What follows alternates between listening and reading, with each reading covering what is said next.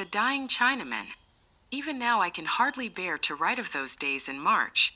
Poirot, the unique, the inimitable Hercule Poirot dead.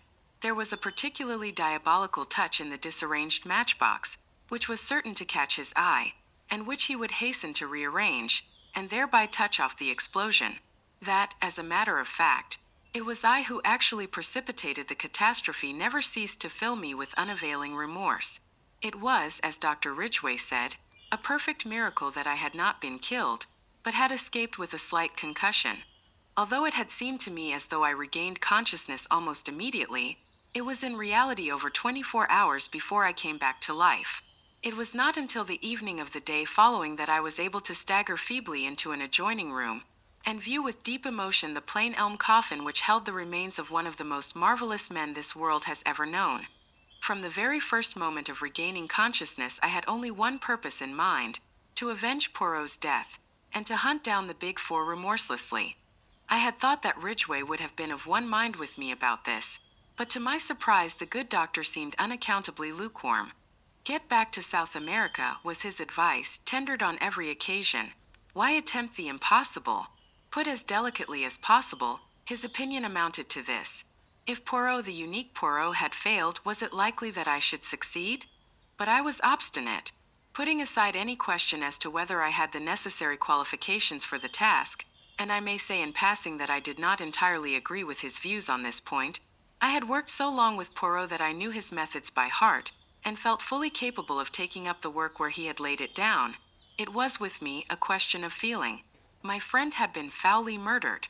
Was I to go tamely back to South America without an effort to bring his murderers to justice? I said all this and more to Ridgway, who listened attentively enough. "All the same," he said when I had finished, "my advice does not vary. I am earnestly convinced that Poirot himself, if he were here, would urge you to return. In his name, I beg of you, Hastings, abandon these wild ideas and go back to your ranch." To that only one answer was possible, and shaking his head sadly, he said no more. It was a month before I was fully restored to health.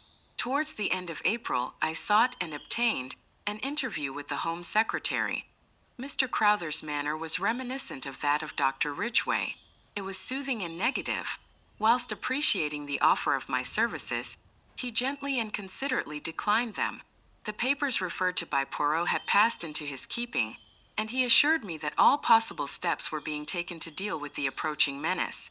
With that cold comfort I was forced to be satisfied. Mr. Crowther ended the interview by urging me to return to South America. I found the whole thing profoundly unsatisfactory. I should, I suppose, in its proper place, have described Poirot's funeral. It was a solemn and moving ceremony, and the extraordinary number of floral tributes passed belief. They came from high and low alike, and bore striking testimony to the place my friend had made for himself in the country of his adoption. For myself, I was frankly overcome by emotion as I stood by the graveside and thought of all our varied experiences and the happy days we had passed together. By the beginning of May, I had mapped out a plan of campaign. I felt that I could not do better than keep Poirot's scheme of advertising for any information respecting Claude Darrell. I had an advertisement to this effect inserted in a number of morning newspapers, and I was sitting in a small restaurant in Soho, and judging of the effect of the advertisement, when a small paragraph in another part of the paper gave me a nasty shock. Very briefly, it reported the mysterious disappearance of Mr. John Ingalls from the SS Shanghai shortly after the latter had left Marseilles. Although the weather was perfectly smooth, it was feared that the unfortunate gentleman must have fallen overboard. The paragraph ended with a brief reference to Mr. Ingles's long and distinguished service in China. The news was unpleasant. I read into Ingles's death a sinister motive. Not for one moment did I believe the theory of an accident. Ingalls had been murdered, and his death was only too clearly the handiwork of that accursed Big Four. As I sat there, stunned by the blow, and turning the whole matter over in my mind, I was startled by the remarkable behavior of the man sitting opposite me. So far I had not paid much attention to him. He was a thin, dark man of middle age, sallow of complexion, with a small pointed beard. He had sat down opposite me so quietly that I had hardly noticed his arrival. But his actions now were decidedly peculiar, to say the least of them. Leaning forward, he deliberately helped me to salt, putting it in 4 little heaps round the edge of my plate. "You will excuse me," he said in a melancholy voice. "To help a stranger to salt is to help them to sorrow, they say. That may be an unavoidable necessity. I hope not, though. I hope that you will be reasonable." Then, with a certain significance, he repeated his operations with the salt on his own plate. The symbol 4 was too plain to be missed. I looked at him searchingly.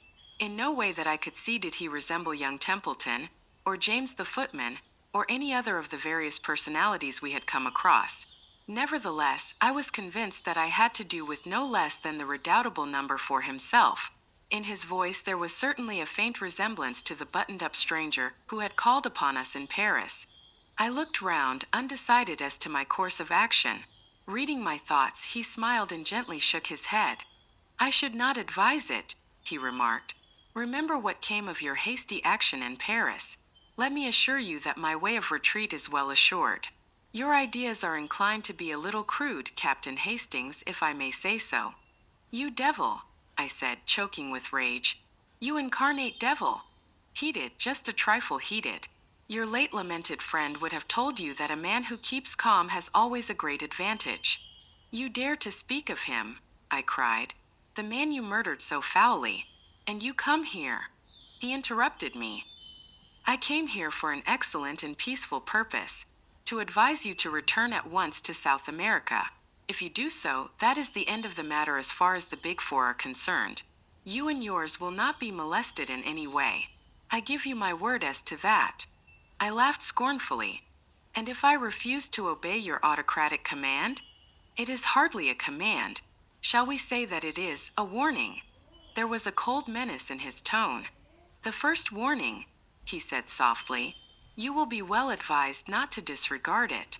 Then, before I had any hint of his intention, he rose and slipped quickly away towards the door. I sprang to my feet and was after him in a second, but by bad luck I cannonied straight into an enormously fat man who blocked the way between me and the next table. By the time I had disentangled myself, my quarry was just passing through the doorway, and the next delay was from a waiter carrying a huge pile of plates who crashed into me without the least warning. By the time I got to the door, there was no sign of the thin man with the dark beard. The waiter was fulsome in apologies. The fat man was sitting placidly at a table ordering his lunch. There was nothing to show that both occurrences had not been a pure accident. Nevertheless, I had my own opinion as to that. I knew well enough that the agents of the Big Four were everywhere. Needless to say, I paid no heed to the warning given me. I would do or die in the good cause. I received in all only 2 answers to the advertisements. Neither of them gave me any information of value. They were both from actors who had played with Claude Darrell at one time or another. Neither of them knew him at all intimately, and no new light was thrown upon the problem of his identity and present whereabouts. No further sign came from the Big Four until about 10 days later. I was crossing Hyde Park, lost in thought, when a voice, rich with a persuasive foreign inflection, hailed me. "Captain Hastings, is it not?" A big limousine had just drawn up by the pavement. A woman was leaning out. Exquisitely dressed in black with wonderful pearls, I recognized the lady first known to us as Countess Vera Rosikoff, and afterwards under a different alias as an agent of the Big Four. Poirot, for some reason or other, had always had a sneaking fondness for the Countess. Something in her very flamboyance attracted the little man. He was wont to declare in moments of enthusiasm, a woman in 1,000, that she was arrayed against us, on the side of our bitterest enemies, never seemed to weigh in his judgment. "Ah, do not pass on," said the Countess.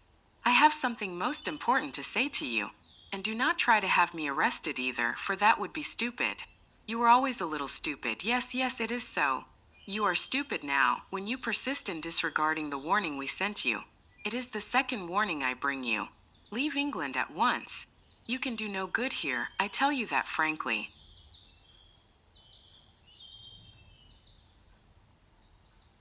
You will never accomplish anything."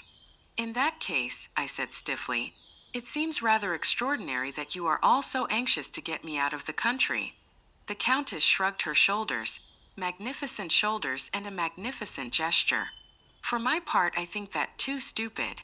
I would leave you here to play about happily. But the chiefs, you see, are fearful that some word of yours may give great help to those more intelligent than yourself. Hence, you are to be banished. The Countess appeared to have a flattering idea of my abilities. I concealed my annoyance. Doubtless this attitude of hers was assumed expressly to annoy me, and to give me the idea that I was unimportant. It would, of course, be quite easy to remove you, she continued, but I am quite sentimental sometimes. I pleaded for you. You have a nice little wife somewhere, have you not? And it would please the poor little man who is dead to know that you were not to be killed. I always liked him, you know. He was clever, but clever. Had it not been a case of 4 against 1, I honestly believe he might have been too much for us. I confess it frankly. He was my master. I sent a wreath to the funeral as a token of my admiration, an enormous one of crimson roses. Crimson roses express my temperament. I listened in silence and a growing distaste. You have the look of a mule when it puts its ears back and kicks. Well, I have delivered my warning. Remember this. The third warning will come by the hand of the destroyer. She made a sign and the car whirled away rapidly. I noted the number mechanically, but without the hope that it would lead to anything. The Big Four were not apt to be careless in details. I went home a little sobered. One fact had emerged from the Countess's flood of volubility. I was in real danger of my life. Though I had no intention of abandoning the struggle, I saw that it behoved me to walk warily and adopt every possible precaution. Whilst I was reviewing all these facts and seeking for the best line of action, the telephone bell rang. I crossed the room and picked up the receiver. Yes. Hello. Who's speaking? A crisp voice answered me. This is Street Giles Hospital. We have a Chinaman here, knifed in the street and brought in. He can't last long. We rang you up because we found in his pocket a piece of paper with your name and address on it. I was very much astonished. Nevertheless, after a moment's reflection, I said that I would come down at once. St. Giles Hospital was, I knew, down by the docks, and it occurred to me that the Chinaman might have just come off some ship. It was on my way down there that a sudden suspicion shot into my mind. Was the whole thing a trap? Wherever a Chinaman was, there might be the hand of Li Chongyan. I remembered the adventure of the baited trap. Was the whole thing a ruse on the part of my enemies? A little reflection convinced me that at any rate a visit to the hospital would do no harm. It was probable that the thing was not so much a plot as what is vulgarly known as a plant. The dying Chinaman would make some revelation to me upon which I should act, and which would have the result of leading me into the hands of the Big Four. The thing to do was to preserve an open mind, and whilst feigning credulity be secretly on my guard. On arriving at St. Giles Hospital, and making my business known, I was taken at once to the accident ward, to the bedside of the man in question. He lay absolutely still, his eyelids closed, and only a very faint movement of the chest showed that he still breathed. A doctor stood by the bed, his fingers on the Chinaman's pulse. He's almost gone, he whispered to me. You know him, eh? I shook my head. I've never seen him before. Then what was he doing with your name and address in his pocket? You are Captain Hastings, aren't you? Yes, but I can't explain it any more than you can. Curious thing. From his papers, he seems to have been the servant of a man called Ingalls, a retired civil servant. Ah, you know him, do you? He added quickly as I started at the name. Ingalls' servant. Then I had seen him before. Not that I had ever succeeded in being able to distinguish one Chinaman from another. He must have been with Ingalls on his way to China, and after the catastrophe he had returned to England with a message, possibly, for me. It was vital imperative that I should hear that message. Is he conscious? I asked. Can he speak? Mr. Ingalls was an old friend of mine, and I think it possible that this poor fellow has brought me a message from him. Mr. Ingalls is believed to have gone overboard about 10 days ago. He's just conscious, but I doubt if he has the force to speak. He lost a terrible lot of blood, you know. I can administer a stimulant, of course, but we've already done all that is possible in that direction. Nevertheless, he administered a hypodermic injection, and I stayed by the bed, hoping against hope for a word, a sign, that might be of the utmost value to me in my work. But the minutes sped on and no sign came. And suddenly a baleful idea shot across my mind. Was I not already falling into the trap? Suppose that this Chinaman had merely assumed the part of Ingles's servant, that he was in reality an agent of the Big Four? Had I not once read that certain Chinese priests were capable of simulating death? Or, to go further still, Li Chongyan might command a little band of fanatics who would welcome death itself if it came at the command of their master. I must be on my guard. Even as these thoughts flashed across my mind, the man in the bed stirred. His eyes opened. He murmured something incoherently. Then I saw his glance fasten upon me. He made no sign of recognition, but I was at once aware that he was trying to speak to me. Be he friend or foe, I must hear what he had to say. I leaned over the bed, but the broken sounds conveyed no sort of meaning to me. I thought I caught the word hand, but in what connection it was used I could not tell. Then it came again, and this time I heard another word, the word Largo. I stared in amazement, as the possible juxtaposition of the two suggested itself to me. Handles Largo? I queried. The Chinaman's eyelids flickered rapidly, as though in assent, and he added another Italian word, the word Carrozza. 2 or 3 more words of murmured Italian came to my ears, and then he fell back abruptly. The doctor pushed me aside. It was all over. The man was dead. I went out into the air again, thoroughly bewildered. Handles Largo, and a Carrozza. If I remembered rightly, a Carrozza was a carriage. What possible meaning could lie behind those simple words? The man was a Chinaman, not an Italian. Why should he speak in Italian? Surely, if he were indeed Ingles's servant, he must know English? The whole thing was profoundly mystifying. I puzzled over it all the way home. Oh, if only Poirot had been there to solve the problem with his lightning ingenuity. I let myself in with my latchkey and went slowly up to my room. A letter was lying on the table, and I tore it open carelessly enough. But in a minute I stood rooted to the ground whilst I read. It was a communication from a firm of solicitors. Dear Sir, it ran. As instructed by our late client M. Hercule Poirot, we forward you the enclosed letter. This letter was placed in our hands a week before his death, with instructions that in the event of his demise, it should be sent to you at a certain date after his death. Yours faithfully, etc. I turned the enclosed missive over and over. It was undoubtedly from Poirot. I knew that familiar writing only too well. With a heavy heart, yet a certain eagerness, I tore it open. Mon cher ami, it began. When you receive this, I shall be no more. Do not shed tears about me, but follow my orders. Immediately upon receipt of this, return to South America. Do not be pig-headed about this. It is not for sentimental reasons that I bid you undertake the journey. It is necessary. It is part of the plan of Hercule Poirot. To say more is unnecessary, to anyone who has the acute intelligence of my friend Hastings. Above the Big Four. I salute you, my friend, from beyond the grave. Ever thine, Hercule Poirot. I read and reread this astonishing communication. One thing was evident. This amazing man had so provided for every eventuality that even his own death did not upset the sequence of his plans.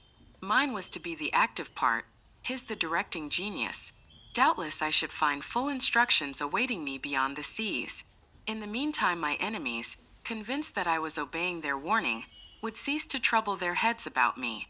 I could return, unsuspected, and work havoc in their midst. There was now nothing to hinder my immediate departure.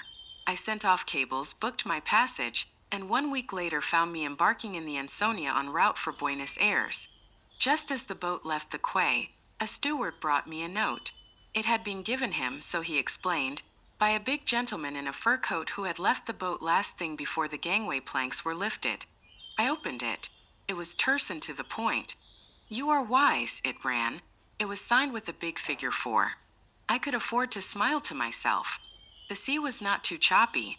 I enjoyed a passable dinner, made up my mind as to the majority of my fellow passengers, and had a rubber or two of bridge. Then I turned in and slept like a log as I always do on board ship. I was awakened by feeling myself persistently shaken. Dazed and bewildered, I saw that one of the ship's officers was standing over me. He gave a sigh of relief as I sat up. Thank the Lord I've got you awake at last. I've had no end of a job. Do you always sleep like that? What's the matter?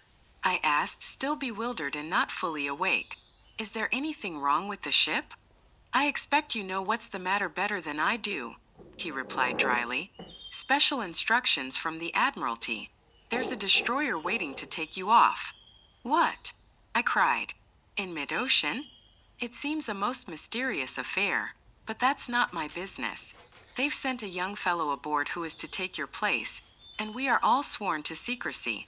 Will you get up and dress? Utterly unable to conceal my amazement, I did as I was told. A boat was lowered, and I was conveyed aboard the destroyer. There I was received courteously, but got no further information. The commander's instructions were to land me at a certain spot on the Belgian coast. There his knowledge and responsibility ended. The whole thing was like a dream. The one idea I held to firmly was that all this must be part of Poirot's plan. I must simply go forward blindly, trusting in my dead friend. I was duly landed at the spot indicated. There a motor was waiting, and soon I was rapidly whirling along across the flat Flemish plains. I slept that night at a small hotel in Brussels. The next day we went on again. The country became wooded and hilly. I realized that we were penetrating into the Ardennes, and I suddenly remembered Poirot saying that he had a brother who lived at Spa. But we did not go to Spa itself. We left the main road and wound into the leafy fastnesses of the hills, till we reached a little hamlet, and an isolated white villa high on the hillside. Here the car stopped in front of the green door of the villa. The door opened as I alighted. An elderly manservant stood in the doorway bowing. "M. le Capitaine Hastings," he said in French. "Monsieur le Capitaine is expected. If he will follow me." He led the way across the hall, and flung open a door at the back, standing aside to let me pass in. I blinked a little, for the room faced west and the afternoon sun was pouring in. Then my vision cleared and I saw a figure waiting to welcome me with outstretched hands. It was, oh, impossible it couldn't be, but yes. "Poirot," I cried, and for once did not attempt to evade the embrace with which he overwhelmed me. But yes, it is indeed I. Not so easy to kill Hercule Poirot. But Poirot, why? A ruse de guerre, my friend, a ruse de guerre. All is now ready for our grand coup. But you might have told me. But what I've been through. Do not think me too unfeeling. I carried out the deception partly for your sake. I was willing to risk my own life, but I had qualms about continually risking yours. So, after the explosion, I have an idea of great brilliancy. The good Ridgway, he enables me to carry it out. I am dead, you will return to South America. But, mon ami, that is just what you would not do. In the end, I have to arrange a solicitor's letter, and a long rigmarole. But, at all events, here you are, that is the great thing. And now we lie here, perdu, till the moment comes for the last grand coup, the final overthrowing of the Big Four.